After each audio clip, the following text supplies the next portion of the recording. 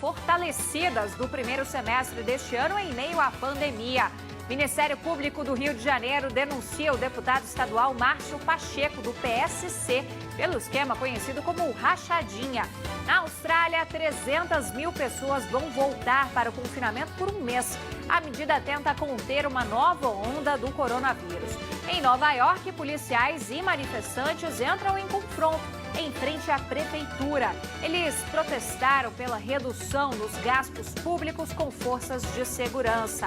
O presidente da Rússia, Vladimir Putin, já é considerado vencedor no referendo sobre a reforma constitucional que vai permitir a permanência dele no poder até 2036.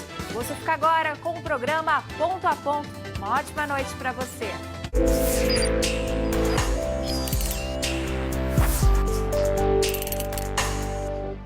Olá, bem-vindo a mais um programa Ponto a Ponto. Hoje nós recebemos o senador Ângelo Coronel, que é o relator do importantíssimo projeto para regulamentar as fake news, para coibir as fake news no Brasil. Senador, muito obrigada por sua presença aqui no Ponto a Ponto. Antes da gente começar, eu queria que a gente escutasse o comentário enviado pelo cientista político Antônio Lavareda. Senador, vamos ouvi-lo e depois a gente faz a nossa entrevista. A popularidade do termo fake news começou a ganhar impulso nas eleições norte-americanas de 2016, quando muitas mensagens com conteúdos falsos acabaram sendo identificadas. Elas atacavam principalmente a então candidata democrata à presidência Hillary Clinton. Os órgãos de inteligência apuraram que apenas em uma operação durante a campanha lançada da Rússia alcançou mais de 100 milhões de eleitores. Ainda hoje não se tem certeza sobre o efeito exato que as fake news, turbinadas por robôs, tiveram nas eleições presidenciais daquele país. Mas elas podem ter sido decisivas em um processo eleitoral onde os resultados estaduais é que contam para compor a maioria no colégio eleitoral. Em alguns deles, como Michigan e Wisconsin, Trump ganhou por diferenças curtas, respectivamente de apenas 11 mil e de 23 mil votos. Somadas a outras pequenas diferenças que lhe favoreceram em vários estados, ele conseguiu ser vitorioso, mesmo perdendo a eleição no total dos votos nacionais. No Brasil, perto das eleições municipais, está em tramitação no Senado um projeto polêmico, conhecido como o PL das fake news. Várias entidades já expressaram preocupação com o suposto risco de limitações à liberdade de expressão e do direito à privacidade, destacando a necessidade de mais debate sobre o tema. A maioria delas ignorando que as plataformas, que naturalmente se posicionaram contra a regulação, já acessam extensamente a privacidade dos seus usuários. Qual a opinião da sociedade brasileira sobre as fake news? Para respondermos, trazemos dados de 3 pesquisas de opinião pública. Na primeira tela, aparece o percentual de cidadãos preocupados com a disseminação dos fake news em vários países. E o Brasil vem em primeiro lugar, com 84% da população preocupada com a propagação de notícias falsas. Nos Estados Unidos, o percentual chega a 67%. Enquanto que na Holanda, um contingente menor, de apenas 32%, se mostraram preocupados. Já na segunda tela, nós vemos o percentual dos que concordam que é necessária uma lei no Brasil que obrigue as redes sociais a proteger a sociedade de notícias falsas e de desinformação. 9 em cada 10 brasileiros concordam que é importante uma legislação que busque combater as fake news. E apenas 8% dos que responderam à pesquisa discordam dessa necessidade. Nesse sentido, a maioria da população acredita ser necessária uma maior regulação do uso das mídias sociais para evitar a divulgação de notícias falsas. Na última tela, nós vemos o percentual de entrevistados que, em outra pesquisa, respondeu que ao decidir o seu voto na eleição, na última eleição, lembraram de ter levado em conta informações que viram nas redes sociais. Como se vê, 23% afirmam que para votar consideraram informações vistas no Facebook, seguido de 21% dos entrevistados que mencionaram o WhatsApp, 15% que referiram o YouTube, 11% o Instagram e 7% o Twitter. Uma parcela considerável, conforme se constata, afirmou ter levado em conta na decisão do voto informações obtidas através das redes. E muitos outros também foram influenciados e não se deram conta ou não lembram. E nós ficamos sem saber se as informações que lhes chegaram pelas redes eram confiáveis ou não. A necessidade de regulação para a proteção da sociedade é urgente. Fake news são hoje o vírus mais ameaçador da democracia representativa. Elas colocam em xeque a integridade dos processos eleitorais. Circulando na corrente de informações das campanhas, elas desvirtuam a realidade, afetam as escolhas dos cidadãos e destroem qualquer possibilidade de eleições livres. Fake news são tão corrosivas quanto a corrupção. Senador, a gente ouviu aí o Lavareda falando que as fake news são o mais perigoso vírus para a democracia brasileira, ou para qualquer democracia.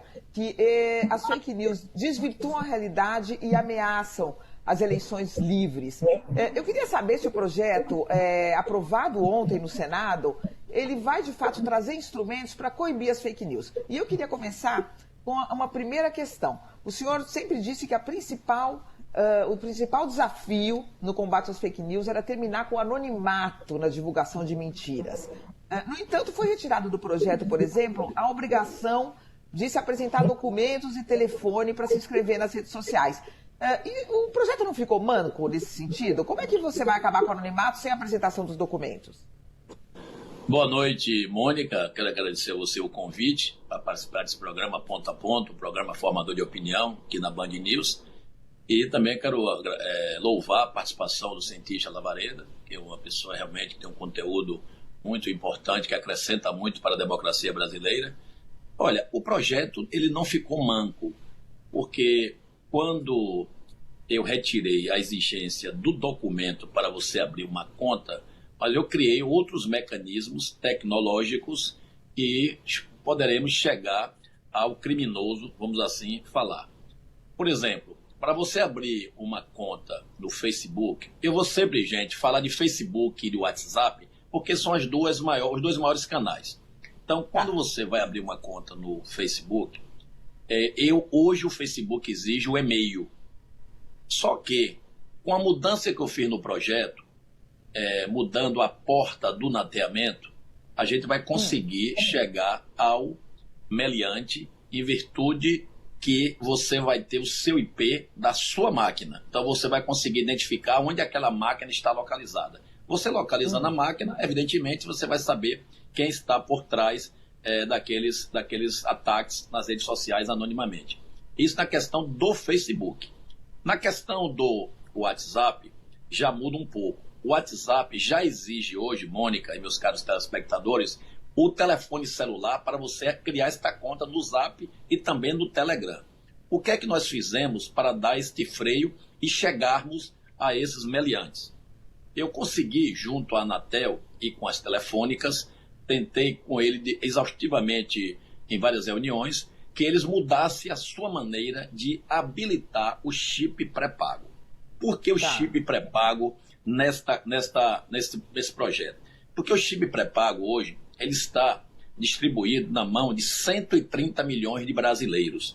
E muitos, com o advento, vamos assim falar, de comprar CPFs falsos na internet com a maior facilidade possível, um criminoso compra um CPF ou adquire um CPF falso, até de uma pessoa morta, Mônica. Ele pega, coloca no celular, habilita aquele celular.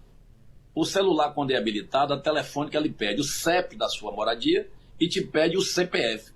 Quem é que está garantindo que naquele momento você, ou na sua casa, no seu escritório, você está colocando o seu CPF verdadeiro? Não tem como garantir isso. Então nós estamos partindo junto com as operadoras que já vão testar a partir de hoje, em Goiás e em Brasília, uma URA inteligente. O que é uma URA? URA é uma unidade de resposta audível. É um computadorzinho que, quando você vai habilitar o chip pré-pago, ele pede a você, digite seu CEP. Você vai lá e digita. No próprio celular que você está habilitando.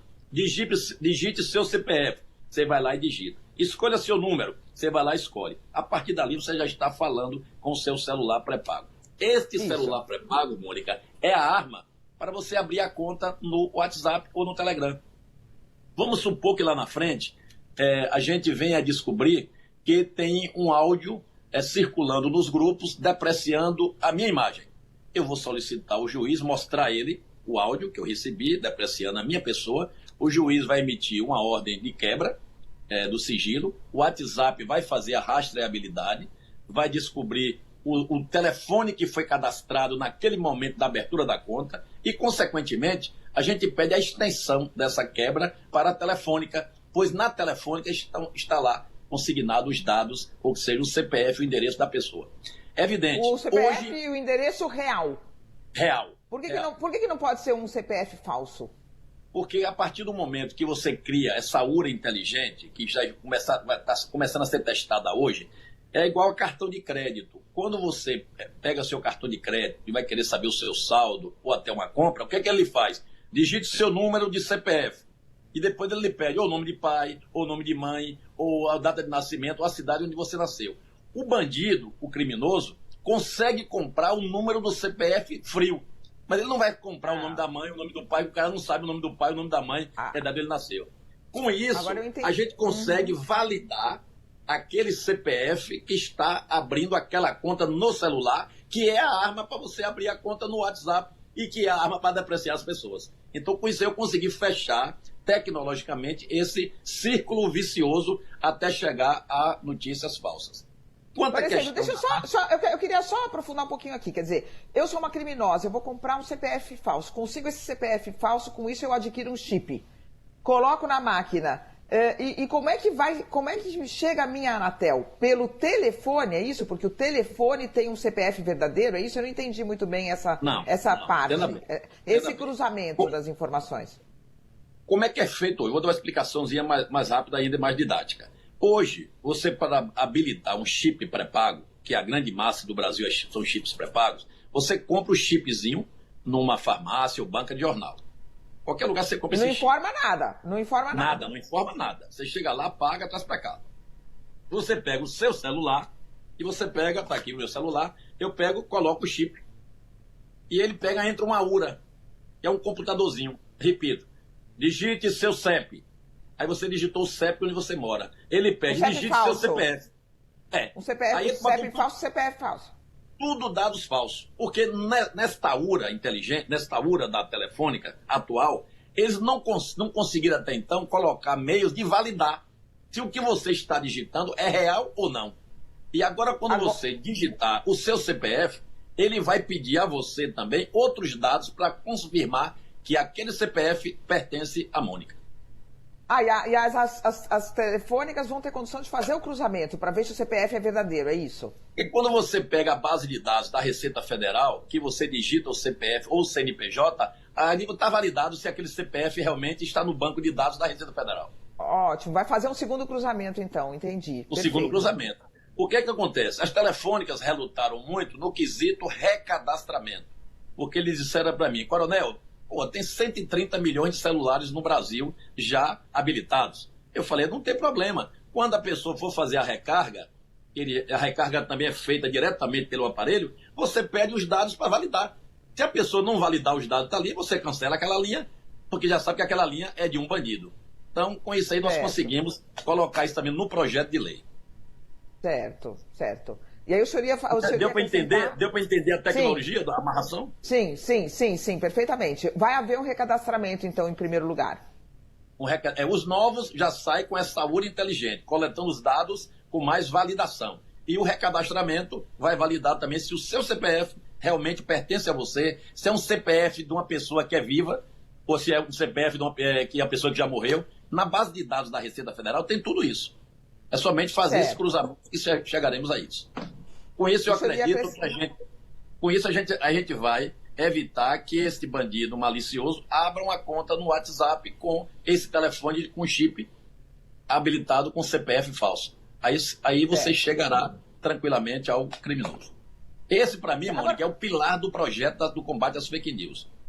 Se esse artigo ontem caísse, que pediram destaque, inclusive, se esse artigo caísse, eu confesso a você que não existia combate à fake news.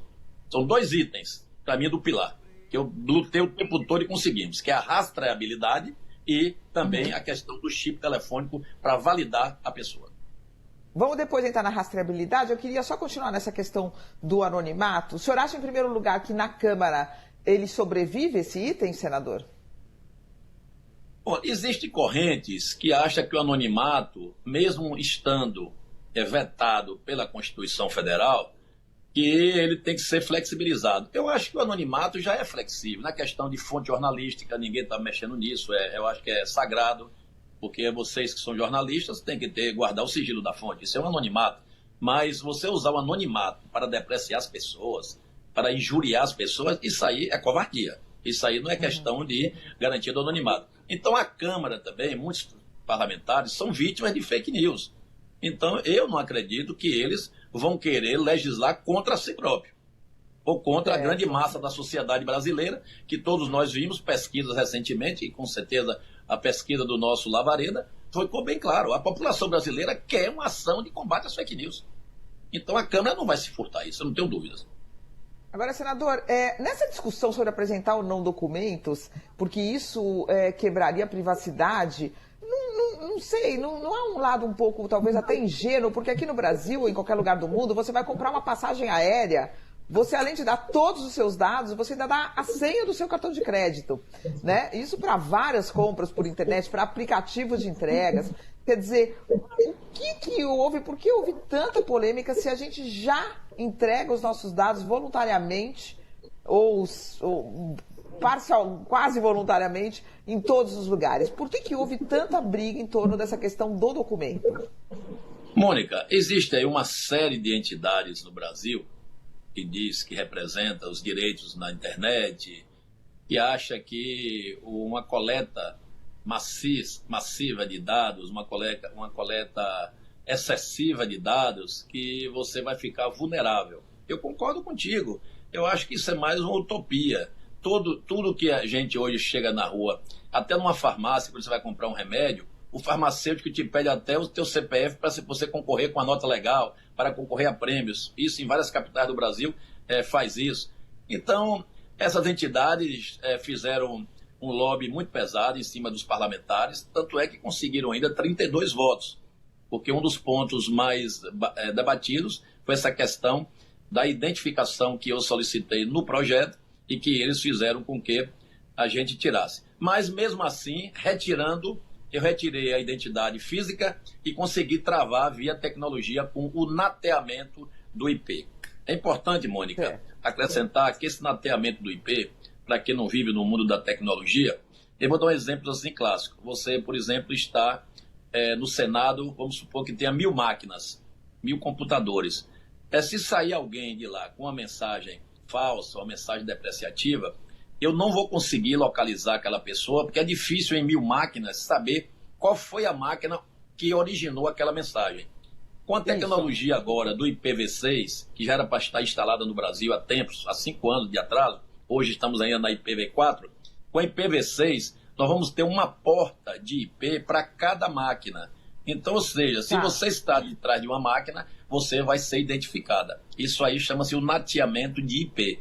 Com isso, a gente deixou de exigir o documento físico, mas vamos partir para a questão tecnológica, que eu acho também que a gente chega ao meliante. É evidente, meus caros telespectadores, minha querida Mônica, que para o bandido de alta periculosidade sempre vai inventar alguma coisa. Mas quando eles inventarem algo novo, o Congresso está aí de portas abertas para tentar fechar essas portas.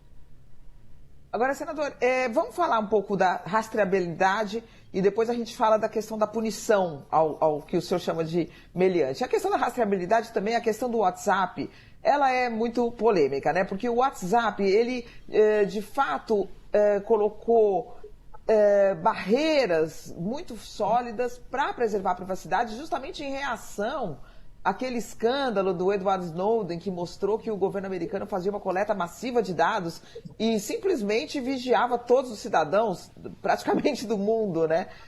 Então, há uma criptografia, há uma barreira à quebra da privacidade.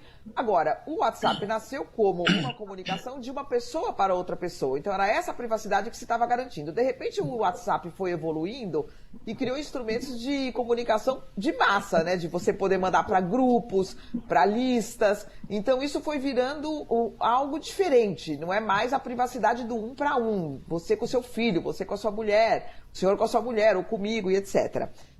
Então, como é que você consegue compatibilizar, quer dizer, por um lado, seguir preservando essa privacidade, que é tão sagrada, e por um outro lado, regular no mesmo ambiente uma comunicação que acabou sendo comunicação de massa? Como é que ficou esse equilíbrio?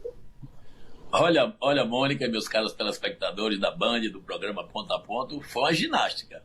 Porque imagine, o WhatsApp, quando foi criado, ele tinha como premissa básica a comunicação, como você disse, Mônica, um para um. Então, isso aí está coberto pela criptografia. Chegou no momento, o WhatsApp disse, olha, eu vou ampliar para 5 pessoas, como é hoje. Ou então, até 5 grupos ou 5 listas de encaminhamento. Só que, quando ele foi criado, como mensageria privada, é porque era eu para você. Você é jornalista com seu cliente, é você médico com seu paciente, é você advogado também com seu cliente. Só que o WhatsApp deu uma desvirtuada grande, deu uma guinada. Ampliou para 5 e depois abriu para grupos de 256. Na minha ótica, deixou de ser uma mensageria privada. Começou a ser uma mensagem pública. Que a partir do momento que eu jogo num grupo de 256, cada membro daquele grupo também pode jogar para mais 256. Então essa progressão geométrica, na 5ª família de distribuição, você chega a 10 milhões de pessoas em questão de segundos. Então, o que é que nós fizemos? Fecha-se a porta. Como? Mensagem 1 a 1, como é a premissa do WhatsApp, privacidade total, sem quebra de criptografia. Mensagem ainda de 1 para 5 pessoas, também mantida a criptografia.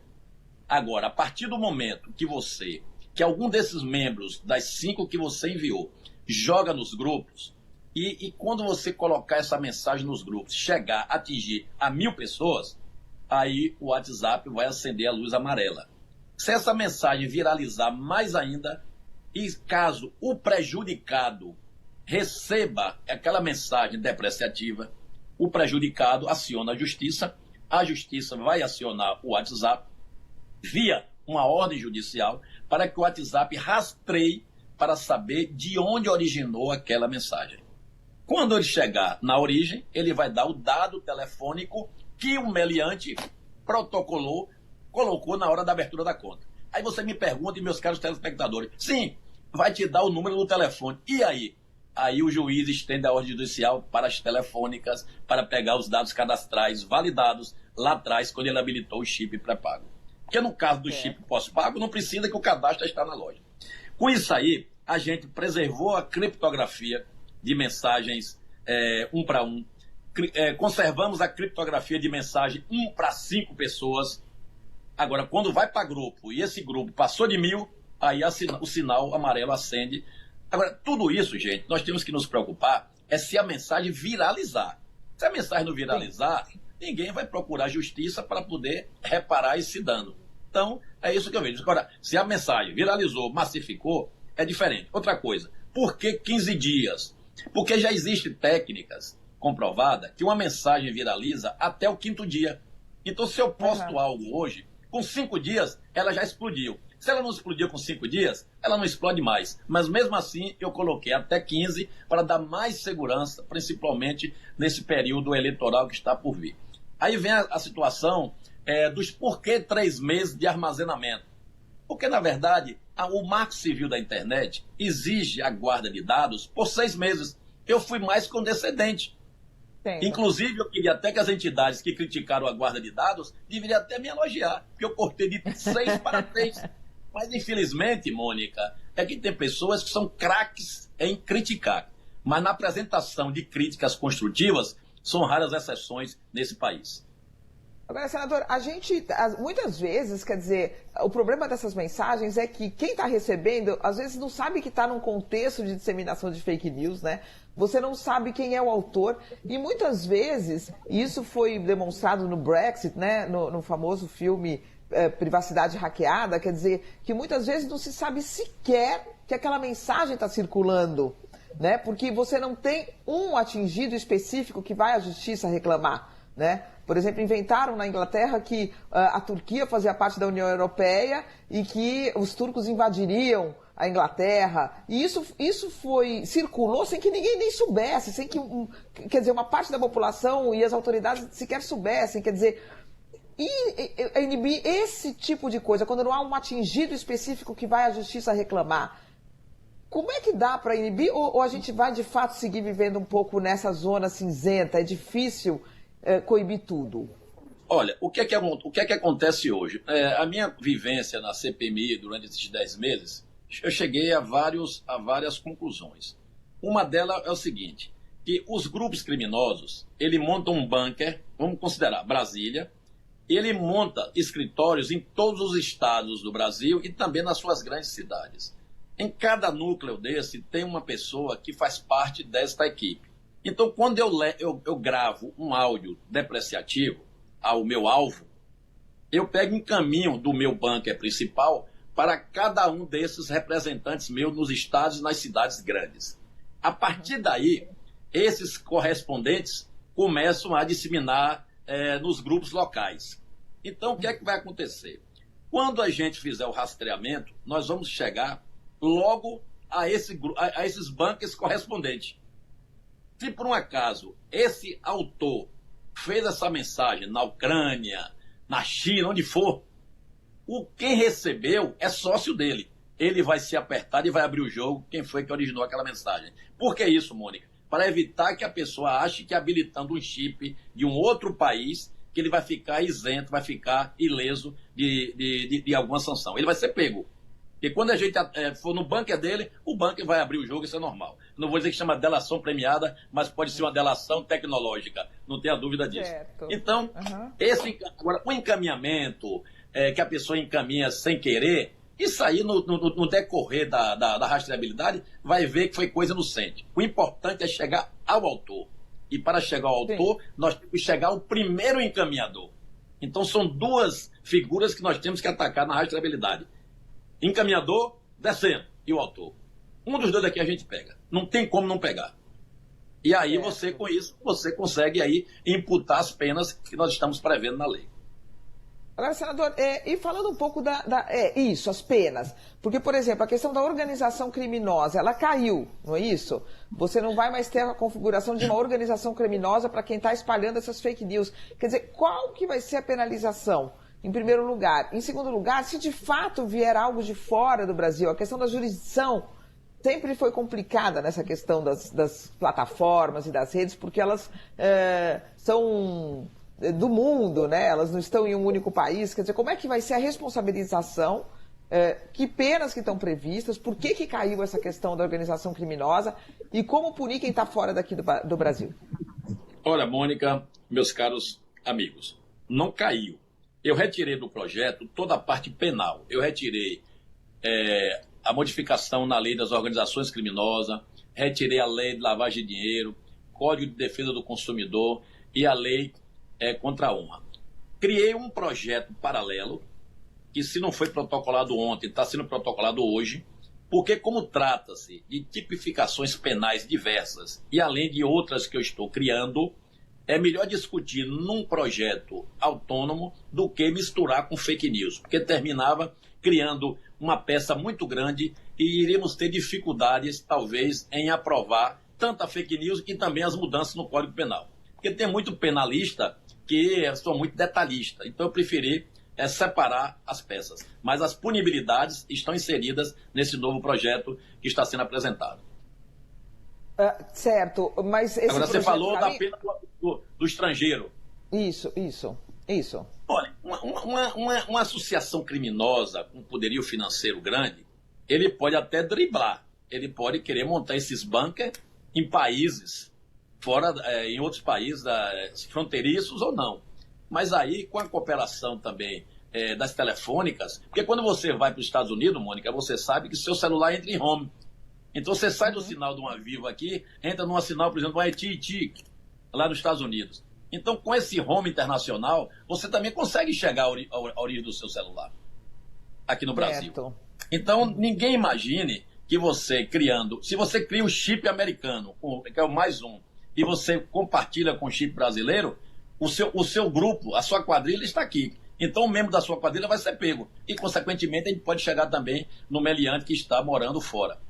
Então, você tem várias nuances do projeto que dá para a gente fechar essas portas. O que não poderíamos deixar é como está, onde as pessoas utilizam-se deste falso anonimato para atacar a honra das pessoas, ferir as pessoas até, vamos dizer assim, mortalmente. Ontem mesmo, Mônica, ao acabar a votação do projeto, depois aí meu filho mais velho, 33 anos, me ligou louco, preocupado. Tinha centenas de mensagens dizendo que iam me matar. Esse senador tem que morrer, esse velho tem que morrer, mas eu até me acho novo com 62, mas até me atacaram de todo jeito, entendeu, ontem. Mas aonde? No Twitter? Twitter, Face, Instagram. Eu não estou nem mais acessando a minha rede, eu boto as pessoas para acessar, porque tem hora que a gente fica até injuriado. Como tem pessoas com essa índole maléfica, como tem pessoas que querem colocar o ódio como a sua bandeira de vida, querem destruir as pessoas. Quer dizer, isso você não pode mais permitir no Brasil. E eu fico feliz quando eu vejo os grandes players mundiais, os grandes anunciantes, já cortar a publicidade dessas redes em retaliação a essas fake news. Então, certa a Coca-Cola. Olha, eu não bebo muita Coca-Cola, comecei a beber mais ontem, viu? Em homenagem à Coca-Cola. E retirou seus anúncios das plataformas, né? Que não coíbem o ódio. As plataformas têm que começar a mudar o seu modus operandi. Ela tem que criar ferramentas para votar como era antigamente, para que se campeie a paz, a harmonia, seja uma plataforma de diálogo. E não uma plataforma hoje cheia de porcaria, que visivelmente é uma plataforma para simplesmente praticar o discurso do ódio. Agora, senador, plataformas, que responsabilização elas vão ter? Não, são as multas. 10% do faturamento do ano anterior, quem descumprir qualquer cláusula ou qualquer artigo do projeto. Certo, mas elas não vão ter responsabilidade. Por exemplo, se tem um perfil falso me difamando, eu vou ajuizar e o juiz vai pedir, e a plataforma agora passou a ser responsável para descobrir de quem é aquele perfil. Já que a identidade foi vetada no meu projeto, não quiseram que eu colocasse, uma boa parte dos senadores, então agora a responsabilidade passou a ser da plataforma. Então ela vai ter muito cuidado agora quando for habilitar uma conta, uma conta alimentada por robôs. Então essa agora vai doer no bolso da plataforma. Essa responsabilidade passou para eles. A mesma coisa da telefônica. Se mesmo assim alguém burlar a habilitação de um telefone com CPF falso, também as telefônicas vão ser multadas porque ela facilitou ou então não criou uma ferramenta que conseguisse frear essa marginalidade. A questão dos robôs, como é que ela vai funcionar? Porque parece que é permitido quando você avisa, o público sabe que ali estão atuando os perfis ativos, né? Perfis de disseminação, etc. Como é que vai ficar essa questão dos robôs, senador? Para a gente já ir finalizando. Tem um robô do bem, Mônica, e o robô do mal. Hoje bancos usam robôs, empresas de e-commerce usam robôs, não tem ninguém contra o robô. Então, o que vai acontecer? Quando uma conta é robotizada, a plataforma vai ser obrigada a divulgar. Só que ela vai ter que divulgar o robô do bem e o robô do mal, porque a plataforma sabe quando um robô está na rede. Então, o que vai acontecer? O próprio bandido, o próprio marginal, vai ficar agora preocupado, porque sabe que o seu robô vai ser publicizado pela própria plataforma. Então, você vai chegar... vai ficar ali com a plataforma e dizer, esse robô aqui é da pessoa fulano de tal. Então, vai chegar também, a gente vai... Praticamente, eles vão fechar a porta desse robô. E o robô é caro.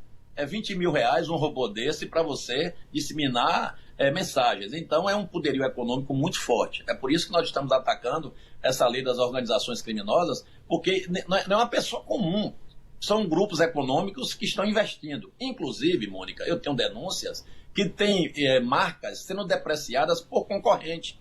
Então, você quer lançar uma marca nova no mercado e tem aquela marca consolidada. Então eles começam a plantar notícias negativas contra aquela marca para abrir espaço para a marca nova. Então, quer dizer, até nesse mundo empresarial, a fake news está atuando contundentemente. Quer dizer, não é só no núcleo familiar que está sendo abalado, está sendo abalado o núcleo empresarial, o núcleo da sociedade civil como um todo. Quer dizer, é uma situação muito delicada. Então nós até temos em questões de saúde, né, senador? Até em questões de saúde também, né? Como se viu na questão do coronavírus, né? Ô, Mônica, na CPMI descobrimos canais no YouTube que pregando contra a vacina do sarampo. As pessoas diziam claramente, não leve seu filho para vacinar, porque a vacina, em vez de curar, pode matar seu filho. O coronavírus, eles colocando que a pessoa fizesse algumas práticas, que com isso você ia controlar a praga, tudo mentira. Quer dizer, são pessoas que atentam contra a vida. E essas pessoas que atentam contra a vida têm que ser condenadas e pagar caro, com multas e penas pesadas. Porque atentar contra a vida não pode também passar a mão na cabeça, como hoje tem muitas tipificações penais muito leves para esse tipo de crime. Para a gente finalizar, CPMI das fake news. Como é que ela vai ficar? Vai chegar resultados? Foi prorrogada? Chega ao gabinete do ódio? Como é que ficou isso, senador? Olha, Mônica, esse projeto votado ontem, na minha ótica, era para ter sido apresentado ao final dos trabalhos da CPMI. Mas como houve uma antecipação, porque o tempo hoje teria que realmente se votar algo, porque as próprias pesquisas de opinião aferiram a carência do povo por uma lei, mas estamos com ela prorrogada até janeiro, 6 meses de prorrogação. Estamos com as nossas sessões suspensas em virtude da pandemia e não estamos tendo sessões remotas. Mas a minha equipe, que é composta por delegado federal, por pessoas de tecnologia, gente do MP, continuam trabalhando voluntariamente para descobrirmos algo mais que venha acrescentar, inclusive no próprio inquérito do Supremo Tribunal Federal. Já está previsto, pautado, a quebra de sigilo bancário, fiscal e telemático de 60 pessoas na reabertura dos trabalhos e temos mais 160 requerimentos de convocação e convites para serem deliberados. É evidente que a CPMI agora ela vai mudar talvez um pouco, porque com essa correlação de forças no Congresso, com a entrada do Bloco do Centrão na base do governo, eu ainda não consegui fazer a contabilização para ver se tem maioria para aprovar ou não. Mas o meu papel como magistrado é colocar os pedidos para serem apreciados pelos senadores e deputados. Se eles aprovarem, vamos louvar. Se não aprovarem, paciência, faz parte do jogo democrático. Bom, senador, eu queria agradecer muito a presença do senhor aqui no Ponto a Ponto, convidá-lo para voltar seguramente no encerramento da CPMI das fake news. O senhor vai estar aqui de volta para falar dos resultados com a gente. Muito obrigada, senador. Obrigado, Mônica. Obrigado a todos os telespectadores. Me desculpe se eu não fui didático na questão da rastreabilidade, que é um pouco complexo, nessa questão do chip de celular, mas tenho certeza que eu estou lutando, trabalhando diuturnamente para que a gente possa fechar todas as portas desses criminosos anônimos que estão aí depreciando as famílias brasileiras, depreciando as nossas instituições, abalando o nosso psicológico. Esse é o nosso papel, é legislar para proteger a sociedade brasileira. Obrigado, Mônica. Obrigada, senador. E você pode assistir a este e a todos os programas que já foram ao ar no site www.bandnewstv.com.br. Muito obrigada pela companhia e até o próximo Ponto a Ponto.